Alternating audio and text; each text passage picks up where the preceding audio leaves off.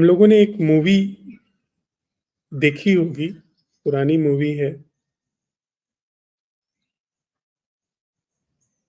Mother India.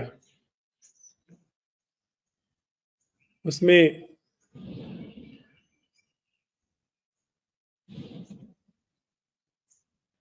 एक दृश्य है जब अपनी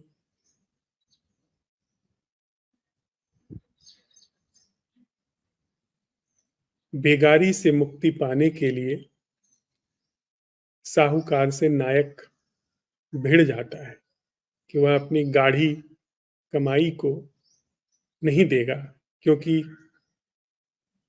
उसकी माँ ने कभी उस लाला से कर्ज लिया था। वर्षों वर्षों में वह कर्ज चुकता नहीं है, इस पर वह आपत्ति करता है। उस दृश्य में जो साहूकार है वो बही खाता खोल के दिखाता है कि देखिए कर्ज लिया गया है। वो कहता है कि दिखाइए, लेकिन जब हाथ में लेता है तो पढ़ नहीं सकता था कि उसमें क्या लिखा हुआ है, क्योंकि वो पढ़ना लिखना नहीं जानता था। गांव के और लोगों के सामने वो बही खाता लेके जाता है। सब लोग कहते हैं मैं पढ़ नहीं सकता हूँ कि उसमें क्या लिखा है, कितना कर्ज लिया गया था, किस शर्त पे लिया गया था। जो होना था वही हुआ। वो नहीं पढ़ सकता था कोई, तो माननी पड़ती है जो बात साहूकार कह रहा है।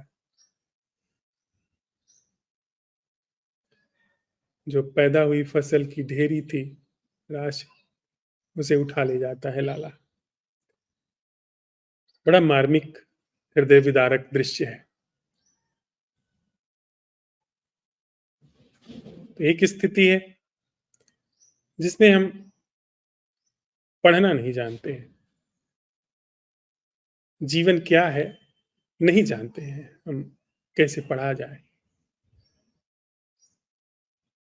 केवल हमको वहां पे कुछ आकृतियां दिखाई पड़ती हैं, कोई अक्षर नहीं दिखाई पड़ता। अक्षर के लिए हमारे पास एक विशेष तरीके के संस्कार होने चाहिए, जिसे लिखना पढ़ना हम कहते हैं। लिखाई पढ़ाई का संस्कार अगर हमारे पास नहीं है तो हम आकृतियों को नहीं पढ़ सकते हैं, लिपि नहीं पढ़ सकते। थोड़ा और आगे बढ़ते हैं। पढ़ना लिखना हमको आता है,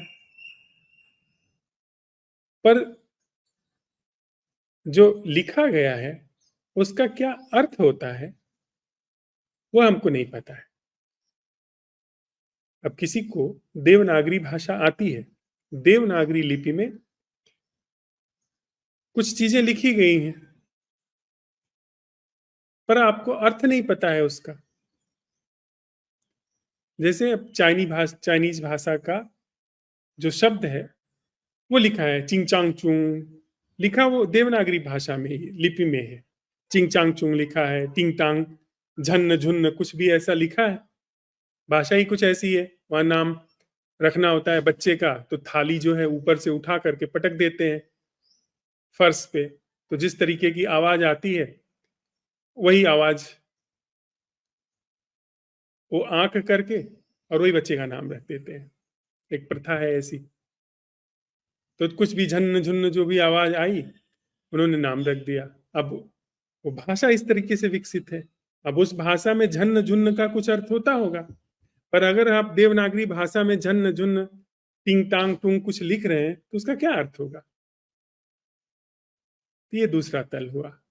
एक तो लिपि आनी चाहिए हमको, दूसरा लिपि आने के बाद भी जो लिखा गया है उसका क्या अर्थ होता है वह भी हमारे अंदर उसकी समझ होनी चाहिए।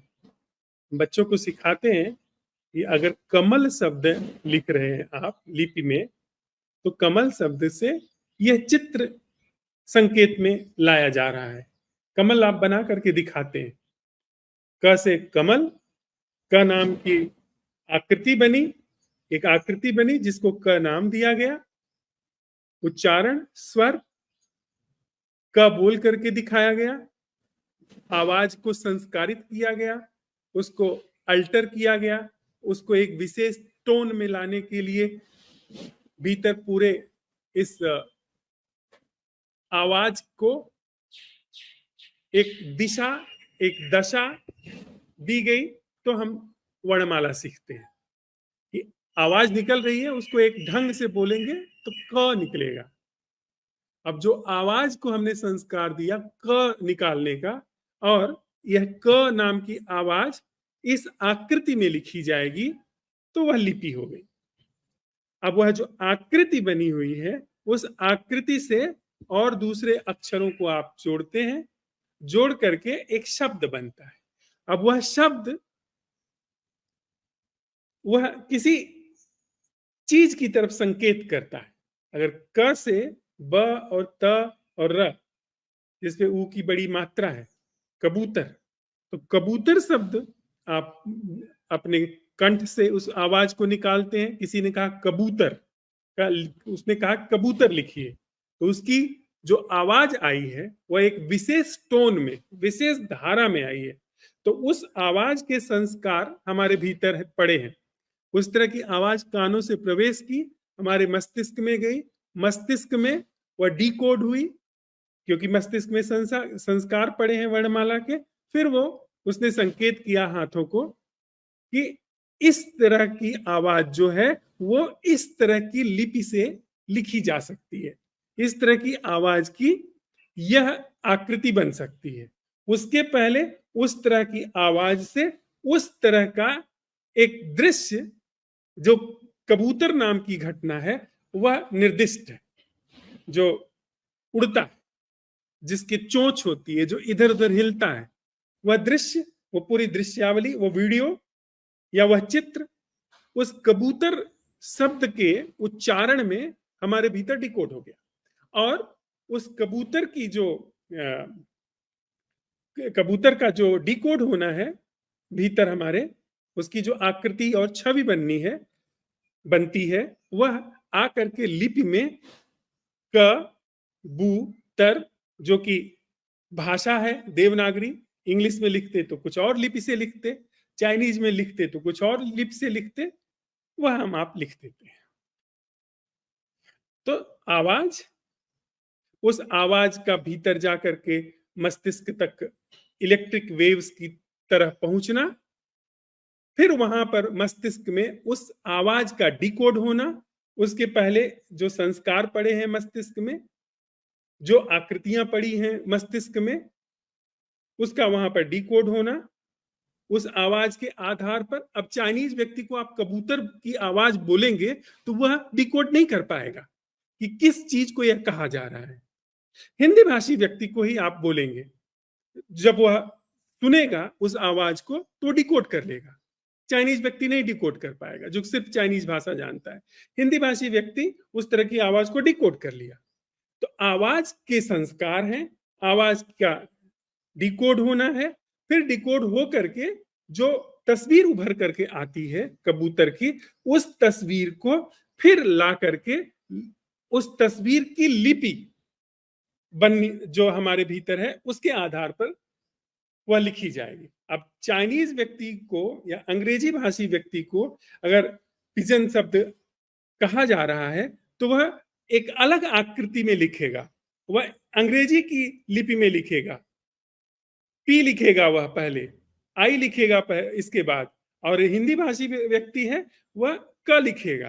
पी और क में अंतर है, तो दोनों की लिपि में भेद है। ऐसे ही तो हम लोग सीखते हैं ना, ऐसे ही तो चलते हैं। तो आवाज का हमारे मस्तिष्क में डिकोड होकर के चित्र बनना, छवि, फिर उस चित्र का भाषा के जो संस्कार हैं हमारे अंदर, लिपि के जो संस्कार हैं उसके अंदर, उसमें रूपांतरित होना। ये बहुत तेजी से घटना घटती है, शायद सेकंड के हजारवें से हिस्से में घटती है। फिर उसमें उसका स्थानांतरित होकर के, रूपांतरित होकर के, फिर हाथों को जुम्बिश दिया जाना। अब लिखने की भी एक कला है, फिर हाथों के भी संस्कार हैं। अब किसी को समझ तो आती है बात, पर उसको लिखने का संस्कार अगर नहीं है, लिपि तो समझ में आती है पर लिखना जो नहीं जानता है तो वो कैसे लिखेगा? तो लिखने के भी संस्कार हैं, पढ़ने के संस्कार हैं, लिखने के संस्कार हैं, तो वो लिख देगा कमल या कबूतर, लिख दिया उसने। इस तरीके से हमारी पूरी सोच विचार की प्रक्रिया, कहने सुनने की प्रक्रिया चलती है। अब बात आती है, जब यह दुनिया के संदर्भ में बात है कि आप मुझे कहते हैं कि भाई तुम्हें अगर भोजन करना है तो इस जगह पर चले जाओगे तो वहां खाना अच्छा मिलता है, साफ सुथरा मिलता है, उसकी गुणवत्ता अच्छी होती है और मुझे भोजन करना है। तो मैं उस जो आप जगह बताते हैं, जो नाम बताते हैं, वह सब आप कहते हैं कि फला भोजनालय, रमणा भोजनालय। अब रमणा शब्द आपने आपने एक विशेष तरीके की टोन में उच्चारण किया, भीतर मेरे गया, अब पेट में भूख लगी है मुझे, तो अब आपसे मैंने पूछा कि कहाँ खाना खाया जा सकता है, तो आपने कहा आप रमण भोजनालय चले जाइए, वो फला जगह पर है। तो मेरे जहन में वो शब्द गया, शब्द का मतलब वो आवाज गई, रमण स्वर, वो सिर्फ वॉइस, वो जाकर के वो वॉइस डिकोड हुई, रमण शब्द। फिर इसके बाद उसकी आकृति बनी कि रमण शब्द जो है, जो भीतर छवि बनी है रमण भोजनालय की, कि एक कोई जगह होगी जहां पर भोजन बनता होगा, रमण भोजनालय लिखा होगा। अब वह जो लिपि है उस वो मैंने निष्कर्ष निकाल करके रख ली। अब मैं सड़क से गुजरूंगा, जहां पर वह लिपि जो निष्कर्ष के रूप में निकल करके आई है वह मुझे दिखेगी, समझ जाऊंगा कि यहाँ खाना अच्छा मिलता है। इसने मुझे सहयोग किया, इस भाषा ने मुझे जो भूख लगी है उसके लिए इसने सहयोग किया और सही जगह पे ले जाकर के मुझे पहुंचा दिया जहां पर भोजन किया जा सकता है। ठीक है, यह बहुत सहयोगी एजेंसी है। अब बात आती है,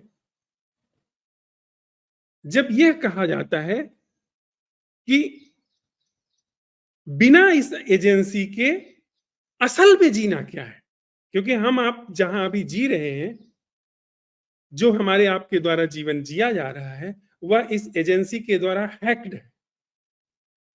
यह पूरी एजेंसी 24 घंटे हमारे अंदर जीवन के क्षेत्र में गतिमान है, संबंधों के क्षेत्र में गतिमान है। 24 घंटा हमारे आपके अंदर विचार चल रहे हैं, सोच चल रही है, योजनाएं चल रही हैं, अतीत की स्मृतियां गतिमान है।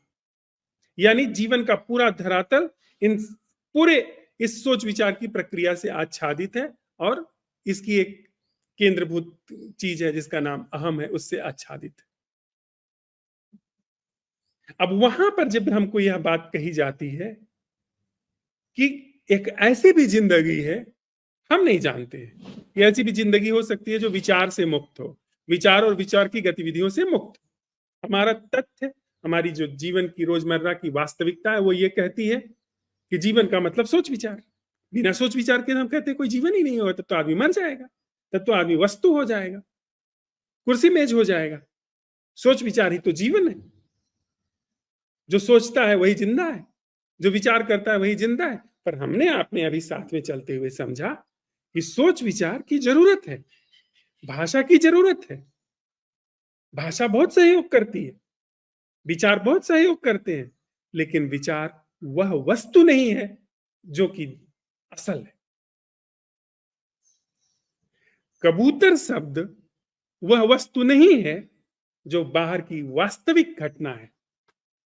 कमल का जो फूल है वह घटना नहीं है जो मेरे अंदर कमल नाम से बन करके, कमल की तस्वीर नाम से बन करके उभर आती है।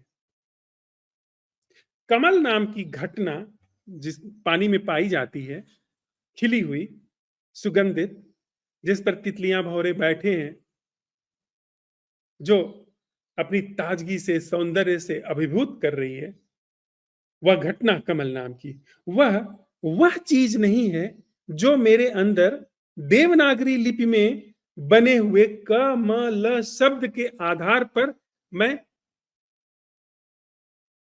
तस्वीरों में रेखा खींच करके एक विशेष तरीके से घुमाव दे करके उसको विशेष ढंग के कागज पर लिख देता हूं। वह जो जो कागज पर लिखी जा रही आकृतियों के द्वारा घटना है, वह घटना नहीं है जो पानी में खिली हुई घटना है। मेरे हाथों की जुम्बिश से, मेरे हाथों के उतार चढ़ाव से, घुमाव से जो घटना बन करके कागज पर आ रही है, स्याही के उपयोग से, वह घटना नहीं है जो कि पानी में खिली हुई है। मेरे मस्तिष्क में वह कमल नाम की आवाज सुन करके, जो आवाज सुनी गई और जाकर के डिकोड हुई कमल, वह जो डिकोडेशन था वह घटना नहीं है जो कि पानी में खिली हुई। और उस डिकोडेशन में जो तस्वीर निकल करके आई है कमल की, जो पहले देखा गया है कमल, जो संचित है, जिसकी तस्वीर संचित है, वह चीज नहीं, उसकी तस्वीर संचित है, उसकी छवि संचित है, वह जो मेरे अंदर निकल करके आई है इस कमल नाम की आवाज सुनकर, वह घटना नहीं है जो पानी में खिली हुई है।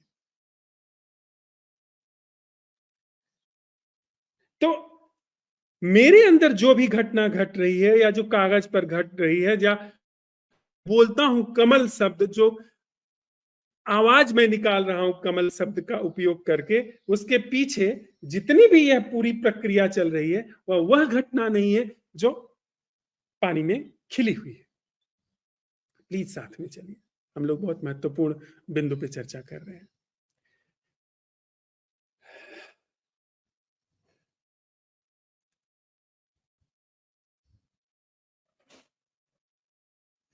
लेकिन इसका उपयोग है, भरपूर उपयोग है। हम कमल शब्द का उपयोग करके पानी दे देते हैं। एक्शन हमारे इस विचार प्रक्रिया के द्वारा गवर्न हो जाते हैं, कर दिए जाते हैं कि भाई कमल के फूल के नीचे पानी खत्म हो गया है, पानी डाल दीजिए, तो पानी डालने की घटना घट जाती है। तो जितना भी बाहर का क्षेत्र है उसमें विचार बहुत उपयोगी है।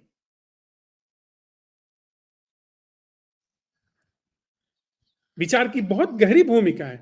पर सवाल तब पैदा होता है, यह सारी सुविधा, यह सारा जो सहायता का विचार के द्वारा लेने का जगत है, यह किसके लिए? कहीं ऐसा तो नहीं ये सहारा वाले जगत ने, ये सहयोग देने वाले जगत ने अधिग्रहण कर लिया है उसका जो कि असल जीवन है, जो कि विचार नहीं है। जैसे बाहर कमल विचार नहीं है, कमल नाम की घटना विचार नहीं है, भीतर निश्चित रूप से एक घटना है जो कि विचार नहीं है। जीवन की एक निश्चित रूप से घटना है, होनी ही चाहिए, जो कि विचार नहीं है, जो सोच नहीं है, जो सोच से नहीं बनती है।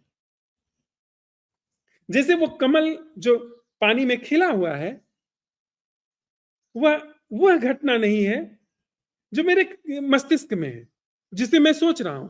तो निश्चित रूप से जीवन में, जीवन का कोई ऐसा तल, कोई ऐसा धरातल, कोई ऐसा स्वरूप निश्चित है जो विचार नहीं है, जो सोच नहीं है। उसका एक्सप्लोरेशन कैसे हम करने जा रहे हैं? बाहर हमने एक्सप्लोर कर लिया, समझ गए बात। भीतर हम कैसे एक्सप्लोर करने जा रहे हैं कि क्या कोई चीज ऐसी है जो विचार द्वारा निर्मित नहीं है, जो विचार नहीं, सोच नहीं। अन्यथा खतरा कहां पर पैदा हो रहा है कि भीतर वाले जीवन के बारे में भी हमने एक नया ख्याल निर्मित कर लिया और उस ख्याल को हम फॉलो अप करने लगे। जैसे ख्याल हमने कमल का बनाया, कबूतर का बनाया, वो उपयोगी है। ठीक उसी तरह से उसी एजेंसी का उपयोग करके, उसी विधि का, उसी विधान का उपयोग करके अगर हम जीवन का प्रारूप तय कर रहे हैं, तो इसका मतलब है कि हम अपनी जड़ों में गर्म पानी डाल रहे हैं। समझ रहे हैं हम आप?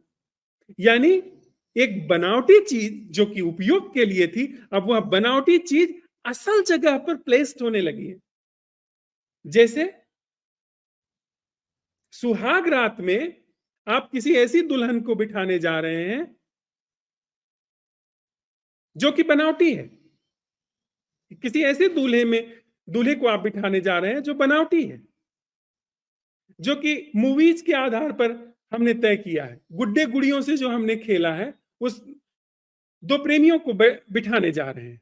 तो जीवन का जो धरातल है, जहां पर असल में मिलना हो रहा है, वहां पर सारे आयोजन समाप्त हो जाने चाहिए।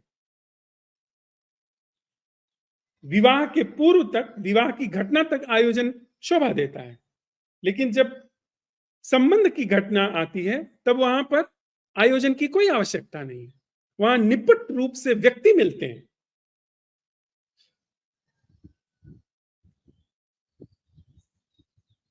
हम उसी बात को कह रहे हैं कि जहां पर निपट रूप से जीवित संबंध मिल रहे हैं, वहां पर विचार की क्या भूमिका है। निपट रूप से, जहां जैसे निपट रूप से जो कमल मात्र है, जो कमल की घटना घटी हुई है, वैसे ही हमारे आपके अंदर जो जीवन की घटना घटी हुई है, उसका जीना क्या है और उस जीने का संबंधित होना क्या है। क्योंकि जीना और संबंध, कमल को आप तोड़ करके अलग नहीं कर सकते हैं पानी से, आकाश से, पानी से, वायु से, रोशनी से, समुद्र और सूरज से। समुद्र जुड़ा हुआ है नीचे पानी, सूरज की रोशनी से उसमें प्राण मिलता है। तो उसी तरीके से निश्चित रूप से हमारे अंदर की कोई एक जीवंतता है जो सकल अस्तित्व से जुड़ी हुई है, जो विचार नहीं है। उसका एक्सप्लोरेशन हम कैसे करने जा रहे हैं? क्या इस विचार नामक की एजेंसी से, सोच करके? अब बात आती है कि वह जो एजेंसी, जिसको हम मैं कहते हैं, वह इसको तो बाहर से बहुत अच्छी तरीके से एक्सप्लोर कर सकती है, लेकिन जब भीतर जीवन को एक्सप्लोर करने जा रही है, तो क्या इस एजेंसी को हम पहले से मान करके चले कि ये एजेंसी सच है, या इसको भी हम प्रकाश में लाएंगे? और वह कौन है जो इसको प्रकाश में लाएगा? बाहर हमको कोई अड़चन नहीं है कि हम बने रहते हैं अहंकारी, मैं बना रहता हूं और बड़े आसानी से गाड़ी चला लेता हूं, पर भीतर, जब मैं अपने भीतर जीवन के असल का सत्यापन करने जा रहा हूं, तो क्या यह मैं जो जैसा हूं वैसा बना रहूं तो सत्यापन हो सकता है? कदापि नहीं। वहीं से शुरू करना होगा, जो मैं हूं, जैसा मैं हूं, जहां मैं हूं, वहीं से शुरू करना पड़ेगा कि मैं क्या हूं। जब मैं कहता हूं मैं, तो मैं क्या हूं? क्या ये एक वास्तविक घटना है, हम सत्यापन कर रहे हैं उसका, या ये विचार के द्वारा स्थापित घटना है, विचार के द्वारा पोषित घटना है, विचार के द्वारा विश्लेषित घटना है? क्या है? हम आप साथ साथ इसका एक्सप्लोरेशन कर रहे हैं। यहां तक हम सोच विचार से आते हैं, पर जब भी हम सोच विचार नाम की चीज का, सोच विचार से आप दूसरी चीज का अन्वेषण कर सकते हैं, पर जब सोच विचार का आपको अन्वेषण करना हो, तो सोच विचार एजेंसी काम नहीं कर सकती है। सोच विचार सारी चीजों को प्रकाशित कर सकता है इंटेलेक्चुअली। पंखे को पंखा बोल देगा, पंखा नाम से उसने प्रकाशित कर दिया। पेड़ को पेड़ नाम से उसने प्रकाशित कर दिया। हमारे अंदर सूचना संकलित है, पूरी प्रोसेस हुई, पेड़ को पेड़ नाम से प्रकाशित कर दिया, और उसकी जरूरत है, अन्यथा हम आप कन्वे नहीं कर पाते। सुपर स्मार्टनेस है ये। अब जब विचार को प्रकाशित करना है, सोच को प्रकाशित करना है, तो सोच माध्यम नहीं बन सकती। अगर मुझे जीभ का स्वाद लेना है, तो जीभ का स्वाद लेने के लिए जीभ माध्यम नहीं बन सकती है। जीभ दूसरी चीजों का स्वाद लेने के लिए माध्यम बन सकती है, शक्कर का, नमक का, मिर्च का, यह माध्यम बन सकती है। लेकिन जब जीभ का स्वाद हमको सत्यापित करना है, तो जीभ माध्यम नहीं बन सकती है, कुछ और चाहिए। यह सुपर स्मार्टनेस, शार्पनेस। कि मैं क्या हूं, वहीं से हम सत्यापित कर रहे हैं। अगर मैंने कोई भी अपने बारे में जो सबसे निकट मैं हूं, सबसे जो सटीक सत्यापन हो सकता है मेरा हो सकता है। अगर मैं जीवन के सत्य का पता लगाना चाहता हूं जो कि पहले से दुख में है, भ्रम में है, तो मैं अपने से शुरू करूंगा। और अपना मैं पता लगाना चाहता हूं तो मैं पता नहीं लगा सकता, मैं अपना पता नहीं लगा सकता, मैं होकर के जैसे मैं दूसरी चीजों का पता लगाता हूं। तो फिर क्या वहां पर हाथ में आती है बात। अगर मैं कोई धारणा बनाता हूं कि मैं आत्मा हूं, मैं चिदानंद ब्रह्म हूं, होगा किसी के लिए, आदि शंकराचार्य ने यह बात कही होगी, उनके ऊपर शोभा देती होगी। पर मेरे लिए चिदानंद रूप शिवोहम वह एक विचार है, वह अपने अंदर सत्यापित सच्चाई नहीं है। कबीर कहते होंगे कि रमण राम जो है वो घट घट में बैठा है, पर ये कबीर की सच्चाई है। मुझे अपनी सच्चाई जांचनी है, मैं क्या हूं। तो मैं कैसे जानूंगा कि मैं क्या हूं? क्या वह मैं ही अपने को जानने चल रहा हूं कि मैं अपने को जान रहा हूं? जो तथा कथित रूप से आत्मदीपो भाव के भावार्थ निकाले जाते हैं कि मैं अपना दिया खुद हूं। मैं अपना दिया खुद हूं का मतलब क्या है? क्योंकि भगवान ने कहा है, बुद्ध ने मान ली बात, तो सोच रहे हैं कि मैं अपना दिया खुद हूं, अपने सोच विचार से अपने जीवन को गाइड कर रहा हूं, अपने जीवन को दिशा और दशा दे रहा हूं। क्या यह भाव है बुद्ध का? निश्चित रूप से नहीं होगा, या होगा भी तो वो हमारे ऊपर अप्लाइड नहीं है, लागू नहीं होता। क्योंकि मैं जैसा हूं, जो हूं, उसका सत्यापन करने के लिए निपट ताजा वेरिफिकेशन की प्रक्रिया को स्टेब्लिश करना होगा। दूसरे के निर्णय, दूसरे का चबाया हुआ भोजन मुझे पोषण नहीं दे सकता। और चबाया हुआ है तो उसकी लार मिली हुई है, वो जूठा। वो और मेरे अंदर दूसरे का चबाया भोजन उसके मुंह से निकाल करके अगर मैं निगलता हूं तो मेरे अंदर रोग पैदा कर देगा। ये नहीं कि वो उसके अंदर रोग हो या ना हो, मेरे अंदर की जो बनावट है, मेरी लार की जो बनावट है, दूसरे की लार से विकृति पैदा कर देगी। तो दूसरे का निष्कर्ष जो आत्म सत्यापन के संदर्भ में है, चाहे वह कोई भी हो, चाहे वो कबीर ही क्यों ना हो, कृष्णमूर्ति ही क्यों ना हो, बुद्ध या महर्षि रमण ही क्यों ना हो, वह मेरे लिए लागू नहीं होता। मुझे निपट ताजा अवलोकन, अन्वेषण एस्टेब्लिश करना होगा। यह सीधी सी बात है। तो अब जब मैं अपने भीतर यह सत्यापन करने जा रहा हूं कि असल जीना क्या है, तो मैं अपनी पूरी बनावट वहीं से तो सत्यापन करूंगा। अब उस बनावट को अब तक सोच विचार के द्वारा देखा गया था, बाहर भीतर। अब इस बनावट को कैसे देखा जाना है?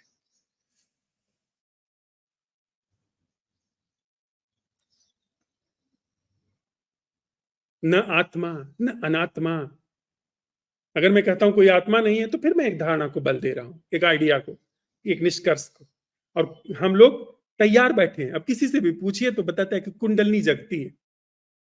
सोच, किसी को सुना, एक विशेष तरीके के आरा में सुना, एक विशेष तरीके के प्रभाव में सुना, एक विशेष तरीके के प्रचार में सुना, वह बात आपने बस ग्रास्प अपने अंदर बिठा ली कि हाँ, कुंडलनी जैसी चीज होती है। कल्पना कर रहे हैं कि कोई मूलाधार चीज है, वहां से सांप की तरह कुंडलनी ऊपर जा रही है, ऊर्जा ऊपर गति कर रही है। अब लोग बैठ करके सपने देख रहे हैं भीतर की कुंडलनी ऊपर जग रही है, सहस्त्रार तक पहुंच गई है, बस फूट करके ब्रह्मांड में मिलने वाली है, मैं आत्मा हूं। कल्पना कर रहे हैं बैठ करके। या दूसरे तरीके की चीजें हैं, वामपंथी हैं, वे बैठ करके कल्पना कर रहे हैं कि कुछ भी ऐसा नहीं है। उसी सोच विचार की एजेंसी का इस्तेमाल कर रहे हैं ना, जो अभी हमने बात की कि सोच विचार क्या है, उसी का इस्तेमाल करके आस्तिक हो चाहे नास्तिक हो, वो काम कर रहे हैं, वो सोच रहे हैं। उन्होंने दोनों ने अन्वेषण स्थापित नहीं किया है। कबीर साहब पहले से व्यंग करते हैं, अरे इन दोन राह न जानी। हिंदू कहे राम हमारा, मुसलमान खुदाई, आपस में दो लड़े मरत हैं। किसी ने नहीं जाना कि वह सच क्या है, बस माने बैठे। और हम लोग तो मानने के लिए तैयार बैठे रहते हैं कि अगर कोई प्रसिद्ध व्यक्ति ने कहा तो झट से वो हम तैयार बैठे रहते हैं कि हाँ मान ले, अरे उन्होंने कहा तो जरूर ऐसी बात होगी। कोई कुछ भी कहता हो स्वीकार मत करिए, और इसका मतलब यह नहीं है कि अपना निर्णय स्वीकार कर लीजिए। वो और खुराफाती हैं जो तथाकथित बुद्धू लोग होते हैं, वो अपने सोच विचार से आए निर्णयों को कहते हैं कि हाँ ये सच होगा, मैं दूसरे की बात नहीं मानता हूं, अपनी बात मानता हूं। आप हैं क्या? आप जो दूसरों से आई हुई चीजें हैं उसी का घालमेल एक निष्कर्ष है। जब तक सत्यापन की कोई ऐसी घटना जीवन में सत्यापित और प्रमाणित नहीं होती है जो नैसर्गिक है, तब तक हम आप जो भी कुछ कर रहे हैं, जो भी समझ रहे हैं, वह बात प्रामाणिक नहीं हो सकती। जॉर्ज गुरजिएफ कहा करता था कि कभी किसी प्रसिद्ध व्यक्ति के साथ तस्वीर मत खिंचवाना, क्योंकि हमारा जो अंतस है वह हीन है, क्षुद्र है। वो हमेशा किसी का सहारा लेकर के अपने को उठाना चाहता है, और अगर उसको ये भ्रम हो गया कि मैं अच्छा हूं, तो वो फिर कभी भी सत्य की तरफ, वास्तविक जीवन की तरफ नहीं बढ़ेगा, सत्यापन की तरफ नहीं बढ़े। अब हम इस बिंदु पर आए हैं कि अगर कोई धारणा, कोई ख्याल, यहां तक कि यह जो भी हम आप बात कर रहे हैं, यह ख्याल भी सत्य की ओर नहीं ले आ जा सकता, फिर वह सत्यापन क्या है? जो नैसर्गिक है, जो मैं नहीं कर रहा हूं, जो सोच विचार द्वारा साधा नहीं जा रहा है। क्या आप हम खारिज कर सकते हैं कि ऐसा कुछ नहीं है? क्या आप कमल नाम की घटना को खारिज कर सकते हैं सिर्फ इस वजह से कि आपको कमल शब्द लिखना नहीं आता? क्या आप खारिज कर सकते हैं इस बात को लेकर के कमल कभी आपने देखा नहीं है, क्योंकि आपकी स्मृति में उसकी, आपके मानस पटल पर उसकी तस्वीर नहीं बनती है? आप खारिज कर सकते हैं? आपको नहीं पता है, आपने एक्सप्लोर नहीं किया है, लेकिन इसका मतलब यह नहीं कि सत्य नहीं है, जीवन नहीं है। ऐसा जीवन नहीं है जो मन और साथ साथ हम लोग इस बात को एक्सप्लोर कर रहे हैं। तो इस बिंदु पर जब आप आते हैं, तो सारी धारणाएं, सारी मान्यताएं, सारे ख्याल निलंबित हो गए। हाथ में क्या आई चीज? निपट रूप से अपना अवलोकन। निपट रूप से यहीं पर एक धार्मिक व्यक्ति की प्रज्ञा का प्रवेश होता है, प्रज्ञा के उघड़ने का सच में ही धर्म पथ पर पहला कदम उठता है। जब हम यह देखते हैं कि विचार एक सीमित चीज है, विचार एक सीमित घटना है, विचार एक बनावटी चीज है, सोच एक बनावटी चीज है, उपयोगी है पर है बनावटी, तो फिर यथार्थ के धरातल पर अन्वेषण शुरू होता है। साथ ही साथ जिस अन्वेषण से वह यथार्थ का धरातल उघड़ करके आता है, वह अन्वेषण जीवंत रूप से भीतर प्रवेश करता है। अभी निर्जीव अन्वेषण है और निर्जीव घटना का अन्वेषण है। विचार निर्जीव है, जो तस्वीर वो भीतर बनाता है वो चीज नहीं है जिसकी वो तस्वीर है। तो भीतर जब हम जीवन को अवसर देते हैं, यानी सोच विचार की सीमा को सीमित करते हैं, फिर बात आती है कि क्या कोई जीना ऐसा है जो पूरी इस सोच विचार की एजेंसी से मुक्त? अगर हम आप इस बात को, तथ्य को अभी और यहीं जांच लें, आपको जाकर के किसी, हमको जाकर के किसी छुट भइये गुरु के चरणों में बैठने की आवश्यकता नहीं है, या बड़ भइये गुरु के चरण में बैठने की आवश्यकता नहीं। वे चाहे कितने भी बड़े महिमा मंडित हों, चाहे कितने बड़े उनके सब्सक्राइबर और फॉलोअर हों, चाहे कितने कम उनके सब्सक्राइबर और फॉलोअर में हो, उनके अनुयायी से, उनके न अनुयायी से कोई बात ही नहीं है, कोई फर्क ही नहीं पड़ता है। सीधा गुरु हमारे आपके जीवन में, सीधे सीखने की कला हमारे आपके जीवन में उघड़ करके आ गई। सीधी सी बात, मैं क्या, किसी भी धारणा, इस स्टेटमेंट के साथ यहीं पर जितनी भी बात हुई कोलैप्स्ड। हमने आपने अभी जो बात की है, इसको नोट करके इसको खोपड़ी में बिठाने की जरूरत नहीं है। इसको वहीं पर सोचा गया, वहीं पर समझा गया, इट इज कोलैप्स्ड। यानी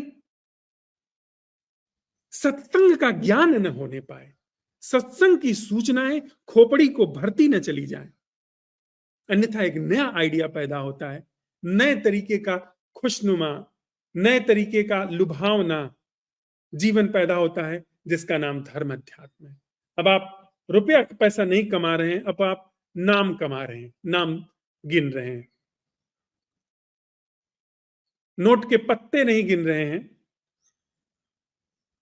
करेंसी के पत्ते आप नहीं गिन रहे हैं, अब आप नाम गिन रहे हैं, पुण्य गिन रहे हैं। अब आप इस बात की गणना कर रहे हैं कि कितना मैं ध्यान किया, कितने मंदिर मैंने घूमे हैं, कितने साधु सन्यासियों का सत्संग किया है। एक नया जगत शुरू हो गया, झांसाओं का, भ्रम का। एक झांसे से हम निकलते हैं दूसरे झांसे में, दूसरे झांसे से निकलते हैं तीसरे झांसे में। झांसों की यहां पर कमी नहीं है, यहां पर अनगिनत झांसे हैं। उसमें एक झांसा जो हम आप कर रहे हैं यह भी हो सकता है अगर आप इस बैठक के बाद इस झांसे की कोई भी सूचना अपने अंदर संकलित करके लेके जाते हैं। ये झांसा है, कबीर झांसा है। और कबीर झांसा कहा जा सकता है तो सारी दुनिया की सारी सूचनाएं जो धर्म अध्यात्म के नाम पर, जीवन के नाम पर हमारे भीतर पल बढ़ रही हैं, वो झांसा है। कृष्णमूर्ति झांसा है, अगर वह खोपड़ी में बैठे हुए हैं, हमारी छवियों में बैठे हुए हैं, सारी सारी जिंदगी कृष्णमूर्ति खोपड़ी में घूमते रहते हैं, झांसा है। वही आदमी जो कल बैठ करके दुकान पर या सरकारी दफ्तर में बैठ करके जो सब तरीके की जालसाजी, सब तरीके के षड्यंत्र और कुटिलताएं करता रहता था, आज वह कृष्णमूर्ति के नाम पर, कबीर के नाम पर, बुद्ध या उपनिषद के नाम पर झांसे कर रहा है, जुगाली कर रहा है, योजनाएं बना। नहीं, उस किताब में यह नहीं वह कहा गया, वहां पर यह नहीं कहा गया, यह कहा गया ब्रेन में ऐसा होता है, ब्रेन में वैसा होता है। इट इज अनदर झांसा। ये एक टॉप क्लास के सर्जन के द्वारा किया गया सीधा एक्शन है, अभी और यहीं। अगर हम आप कुछ भी यहां से संकलित करके लेके जा रहे हैं, ये झांसा है। इस झांसे में और उस झांसे में जो सट्टा बाजार में होता है, कोई गुणात्मक फर्क नहीं है, परिमाणात्मक फर्क हो सकता है। शेयर मार्केट में जरा ज्यादा हिंसा है, यहां आपको उतनी हिंसा नहीं मिलेगी, पर गुणात्मक फर्क नहीं, सीधे अंतर्दृष्टि। कबीर साहब एक छोटी सी कहानी कहते थे। एक साधु ने देखा कि एक बहेलिया तोतों को पकड़ करके ले जा रहा है। बड़ा करुणावान हृदय रहा होगा साधु का। बैठ गए, खूब सोचा समझा। उन्होंने कहा कि बहेलियों को तो रोका नहीं जा सकता है, क्यों ना तोतों को शिक्षित किया जाए। वह तोता हम आप भी हो सकते हैं। अगर आप कुछ भी इस बैठक से खोपड़ी में लेकर के जा रहे हैं, कॉन्सेप्ट में लेकर के जा रहे हैं, तो हम आप तोते हैं। तो उन्होंने क्या किया कि सोचा कि कुछ तोतों को ऐसा शिक्षित किया जाए पकड़ करके, जो कि बाकी तोतों को सावधान कर दे। तो उसने उन्होंने बहेलिए से तोते खरीद लिए। 10-5 जो तोते थे उनका दाम चुका करके ले लिया, उनको लेकर के आए, सिखाना शुरू किया। शिकारी आएगा, दाना डालेगा, लोभ के वश उससे फंसना मत। शिकारी आएगा, दाना डालेगा, लोभ के वशीभूत होकर के जाल में फंसना मत। और तोते झट से रट लेते हैं, हम आप तोते हैं ना, देखिए ना, झट से रट लेते हैं, सब चीज याद हो जाती है। क का याद है, ख का याद है, ग का याद है, घ का भी याद हो गया। अजय ये वो बात कह रहे हैं, भीतर टैली चल रही है, ये और वो एक ही बात कहते हैं। जीवन भर अब आप आध्यात्मिक व्यक्ति तथा कथित रूप से है नहीं। आध्यात्मिक व्यक्ति तो वो होता है जिसे कहते हैं कि बुल्ला की जाना मैं कौन। वो सच्चे अर्थों में आध्यात्मिक कहा जा सकता है। उसको नहीं पता, और न वह यह जान चुका है कि कुछ पता भी नहीं किया जा सकता है, जिया जा सकता है, घुला जा सकता है, प्रेम में गला जा सकता है, प्रेम में सुगंधित हुआ जा सकता है, प्रेम में चमका जा सकता है, पर प्रेम को जाना नहीं जा सकता। प्रेम को जो जानने चलता है कभी सफल नहीं होता।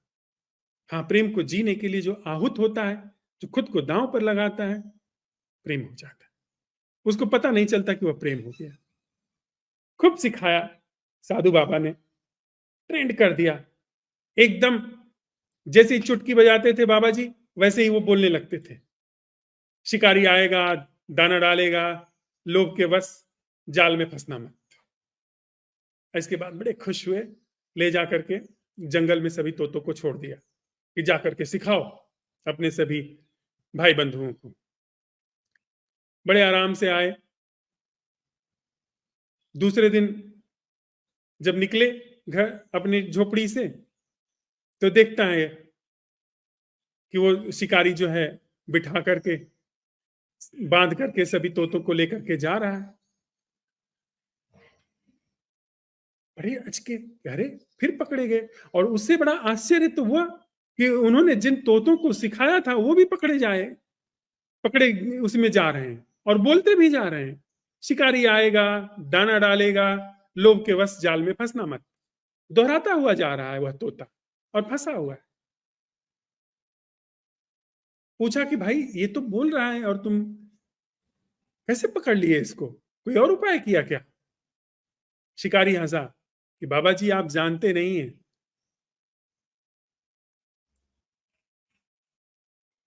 तोते हैं ये, दोहरा सकते हैं,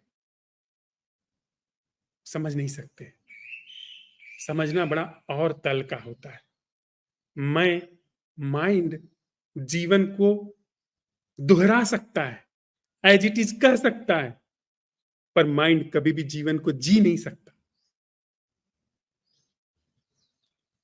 तो तोतों से असल इंसान के बीच में धरातल का जीवन का फर्क वहां से शुरू होता है, जब यह बात समझ में आ जाए, गहरे से उतर करके यह बात आ जाए कि मैं और मेरा सोच विचार, मैं और मेरी सारी गतिविधि वह जीवन को नहीं जी सकती है। चाहे वह यही बात क्यों न हो कि मैं और मेरा सोच विचार जीवन को नहीं जी सकता। इस स्टेटमेंट को भी अगर आपने दोहराया, हम आप तोते। क्या मैं अपनी बात कह पा रहा हूं? अगर आपने दोहराया, इसको लेके गए कि इसको रखेंगे, तो जीवन वैसे का वैसा चलता रहेगा। दोहराते रहेंगे कि सोच विचार मिथ्या है, झूठ है, सत्य ब्रह्म है, तोते। और अगर यह बोध में आया, यही है प्रज्ञा, यही है अंतर्दृष्टि। उपयोग उपयोग इसी चीज का किया गया। हमने मजबूरी है, बिना इसके हम नहीं बात कर सकते। हम आप दूर बैठे हुए हैं, ये बेहतर माध्यम है। उपयोग इसका कर रहे हैं, उपयोग कर रहे हैं, इमीडिएटली छोड़। अगर तोतों को जरा सी भी बुद्धि होती,